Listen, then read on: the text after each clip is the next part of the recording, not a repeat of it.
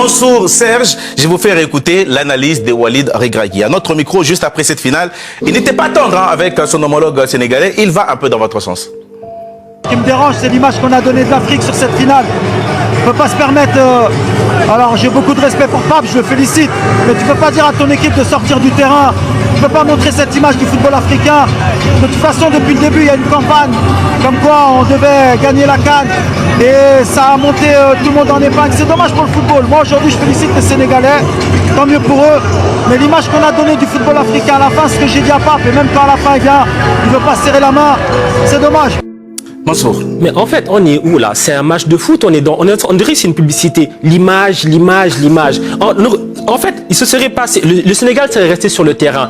Brahim Diaz aurait marqué son penalty, ça aurait été quoi l'image? Oh, le Sénégal aurait mérité de gagner, c'est des beaux perdants. Et surtout, je te le dis Xavier, en France, on aime trop les beaux perdants, les poulidors, les machins à raconter d'histoire. L'histoire ne retient que les vainqueurs. Ce Sénégal-là... C'est pas vrai, tu viens de parler de Poulidor. Oui, pourquoi? Parce qu'éternel loser, parce que c'est la figure des éternels losers. Et non, à un moment donné, le Sénégal était à sa troisième finale en 4 éditions, ils étaient sur un temps fort, il y a des mois et des mois de travail, ils sont venus dans ce public de Stade Moulay Abdellah. Vous avez vu, vous pensez que la fin justifie les moyens? Je termine. Vous avez vu comment le public était hostile, vous avez vu tout ce qui s'est passé. À un moment donné, le Sénégal a été dominateur, le Sénégal a marqué un but qui était valable. Et 2 minutes après, on leur dit, un joueur, je le répète, un joueur quand même arrête le jeu. Moi, j'ai jamais vu ça. Un joueur arrête le jeu et dit à l'arbitre, on ne joue plus. Et l'arbitre, il fait quoi? Il s'exécute.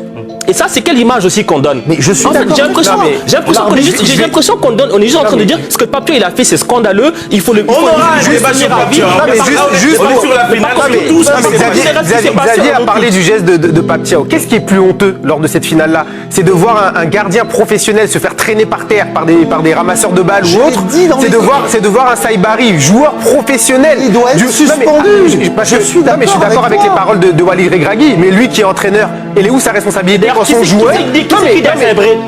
de partir. Mais justement, elle est où sa responsabilité quand son joueur va se mettre derrière le but du gardien adverse et se met je sais pas, en videur? Toutes ces raisons. Je suis d'accord. Non mais j'ai une question pour Xavier. J'ai une question pour Xavier.